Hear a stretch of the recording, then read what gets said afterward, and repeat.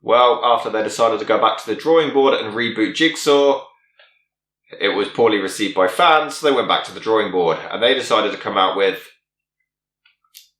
another one. Oh, hey, what's up?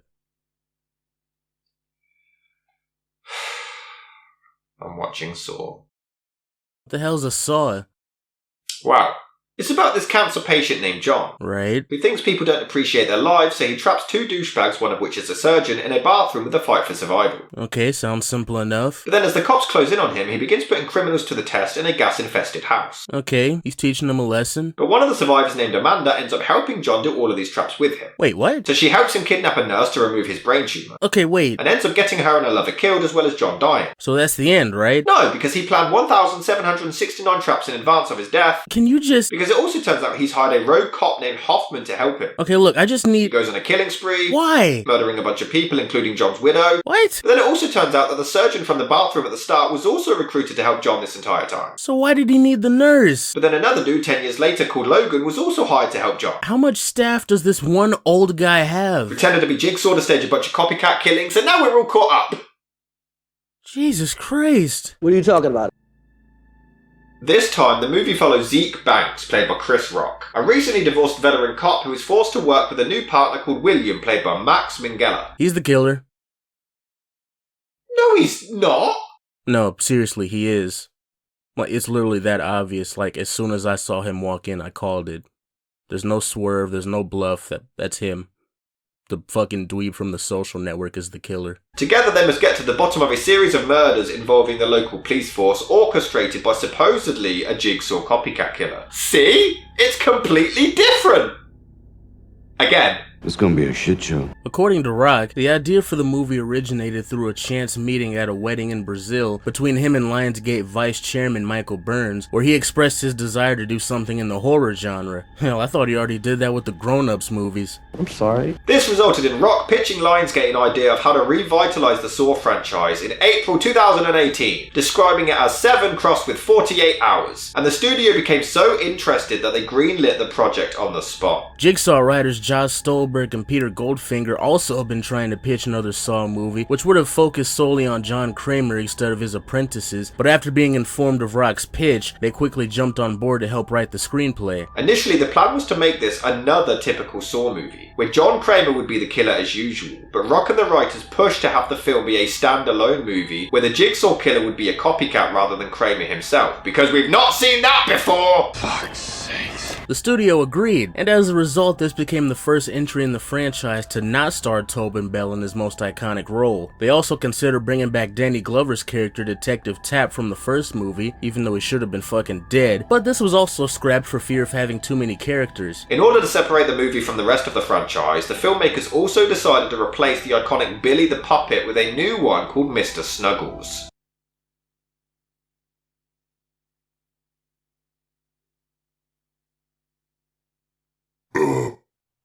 I got nothing.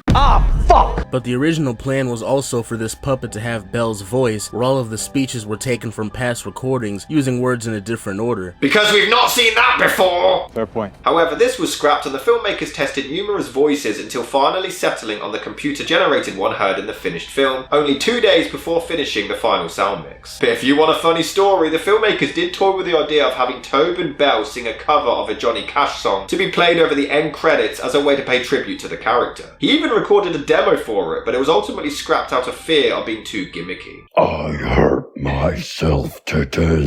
Darren Lynn Bousman had also refused to direct another Saw movie after Part 4, but he was eventually persuaded when Rock paid him a visit and insisted that he direct, even turning down making a Broadway production in order to do the movie. Additionally, the filmmakers managed to bag none other than Samuel Goddamn Jackson to play Chris Rock's father, but he would only agree to the movie so long as his character got an interesting death.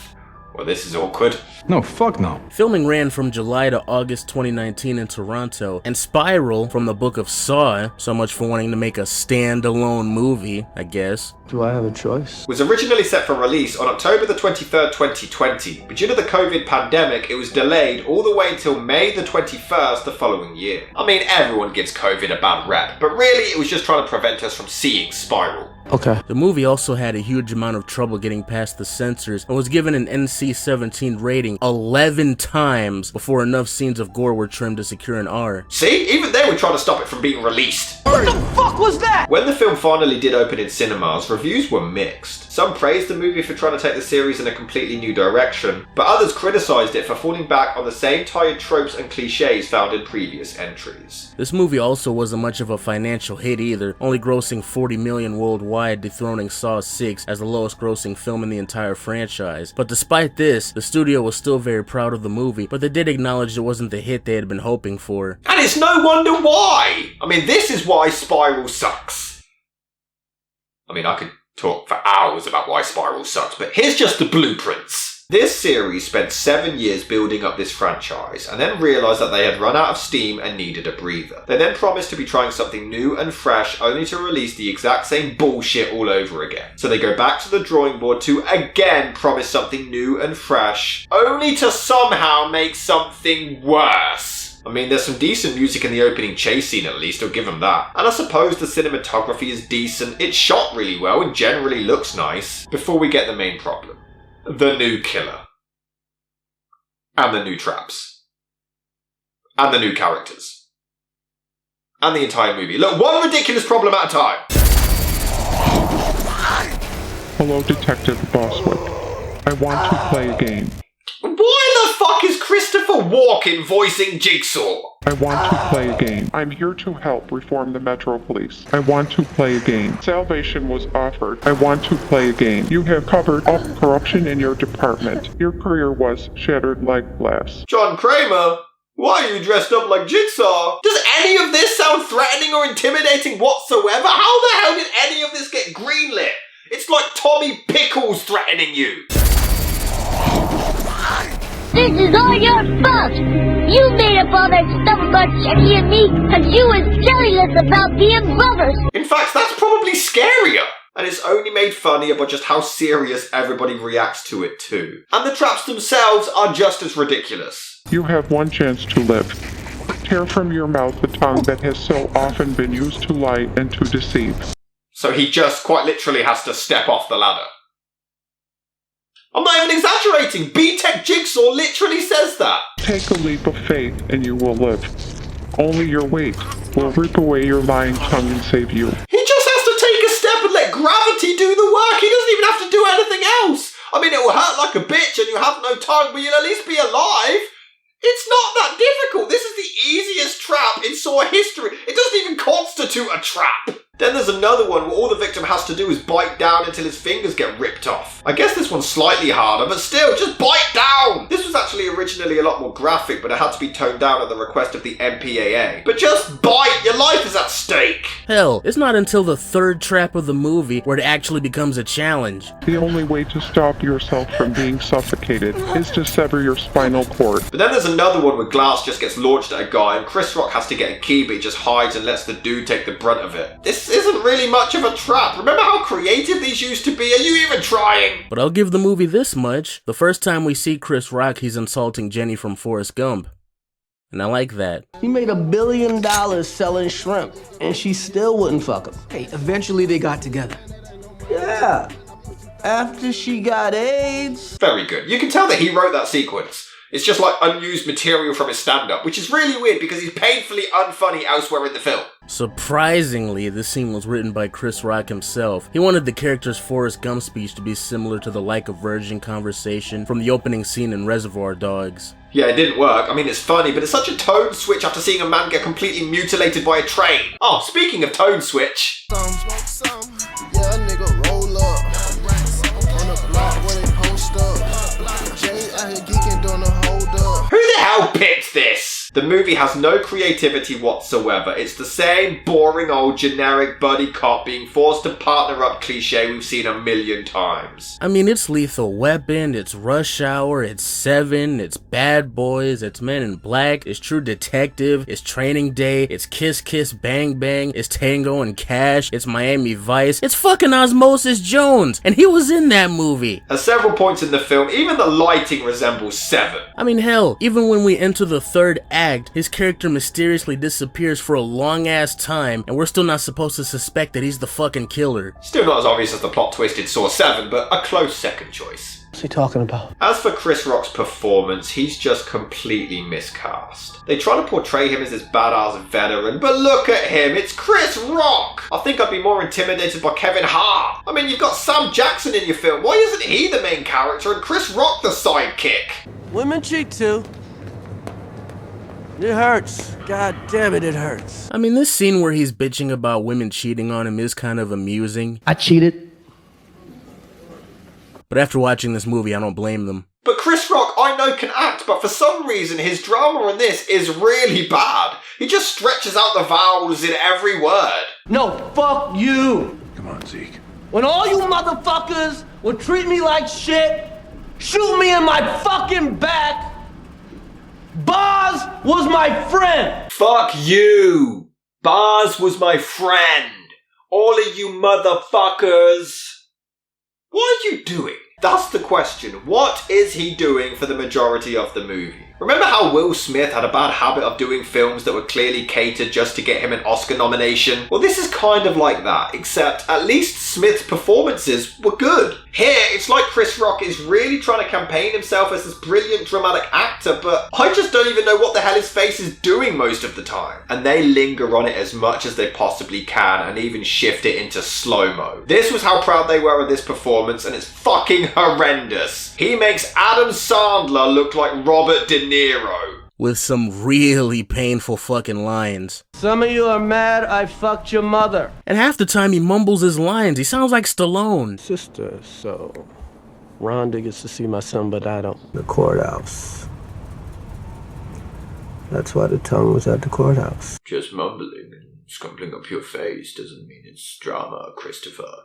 Please go back to your acting coach and promptly fire them. I mean, a man gets stabbed and he still does the stupid face like he needs a shit. What is he doing? Which is a shame because the actress is doing a great job. But what the hell is he doing? And why is Ben Shapiro Light playing patty cake with some random children? It's only made worse when you see him opposite Sam Jackson. Rock is trying desperately to be badass while Jackson just naturally is, and it makes it that much more embarrassing. And it is nice to see Jackson give Rock some sound advice between takes that they kept in the film. You're always making shit about you. That's the shit that ruined your career and your marriage. It's also really fucking hilarious to see Sam Jackson's horrible mustache and Chris Rock's awful goatee, but they keep it consistent by de-aging Chris Rock with a backwards baseball cap. Good job. But credit to Sam Jackson. He is clearly trying and is having an absolute blast. Oh, I'm sorry, but I think your face was trespassing on my property. My son called for backup 3 times in 8 minutes, so none of you motherfuckers could get here? Including the one line that made us all buy a ticket. You wanna play games, motherfucker? It's just amazing to me. Imagine having Jason Statham in your cast, but you're making him the sidekick to Seth fucking Rogen. This film makes me want to slap Chris Rock.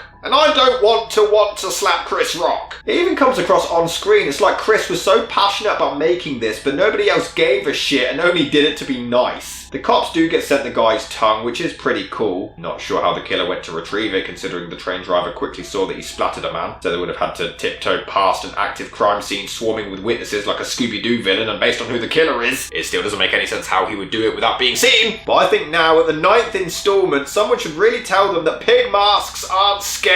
Yeah, I can't wait for the next one where Jigsaw sports a Shaun the Sheep outfit. Yeah, the creators of Saw must have had nightmares watching Winnie the fucking Pooh. Look at this. Why is Sooty's best mate in a Saw film? You can see the strings and everything. This is the movie Chris Rock begged to make? It's a fucking laughing stock. The action scenes are boring. This guy somehow misses every single bullet, and it just ticks the box of every cop movie trope in the book. The grizzled veteran being assigned a young partner who he doesn't like, the arsehole captain who berates him for breaking the rules, the other cops isolating themselves from him. You'd guess that it came out in 2001, not 2021. And it just drags. The characters aren't interesting enough to keep you invested while you wait 45 minutes for the next shit trap. Oh look, I wonder what's in the box. Is it a bomb? This movie's a bomb. It's okay. It's okay. It's okay. I do not in fact think that it's okay. Alright, I will admit, Rock's acting does get a bit better here as he mourns his friend. But then 3 minutes later he has a meltdown and we're back to shit. I just want to know, how do you mess up Jigsaw versus Samuel L. fucking Jackson? We all wanted to see it and you messed it up. You put him in a trap and made him look like a sissy. So once you get past your laughing coma of Mr. Snuggles, he gets jumped and he shoots upwards. He shoots upwards. He even has a clear shot of the killer and redirects to shoot upwards. Who the hell made you a cop? We then get the Saw theme slowly creeping in as Rock is chained to a pipe for punishment for making Lethal Weapon 4. But then the hype doesn't really work considering he escapes the trap like seconds later. And this was built up in the trailers and everything. Pointless. And then he looks constipated. You hacked the computer. You erased the surveillance footage. Why are you squinting and mumbling? Are you having a stroke, Chris? Do you need help? I also love how the killer just uses Chris Rock's phone to text Jackson, and he never noticed, never tried to contact his dad or see the previous messages. These cops fucking suck. The killer is just as embarrassing as a badass as Chris Rock. He's so shit and nerdy, and this is now what, the third time we've had a shit Jigsaw wannabe trying to be cool? I guess Hoffman was the only one who actually pulled it off. And the film ends when the door opens and activates the trap, which raises a machine gun on Jackson's arm, which they believe is him attacking them as they're already convinced that he's a rogue cop. And they obliterate him because how contrived can you be? Which is then ruined by... Everything I do, I be 10 steps ahead. My youngin' got them bodies, he still pissing the bed.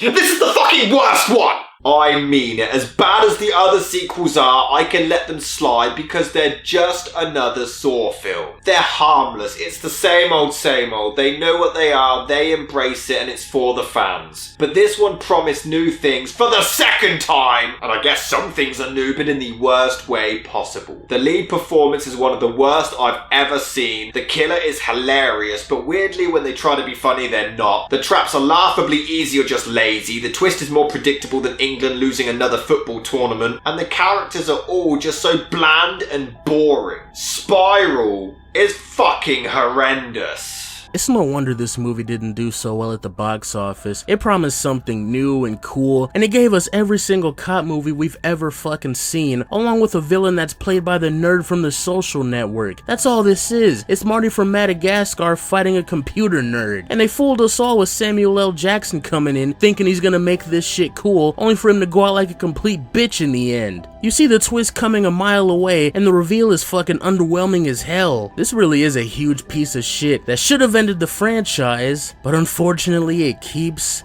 fucking going.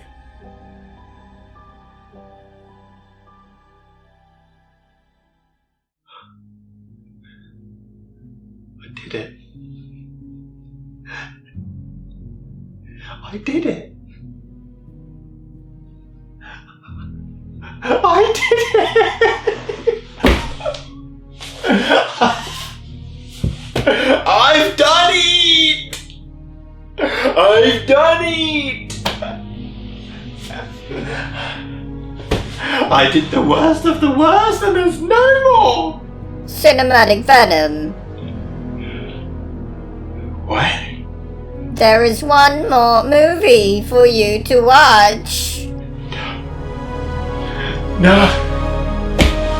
You're not Jigsaw, bitch!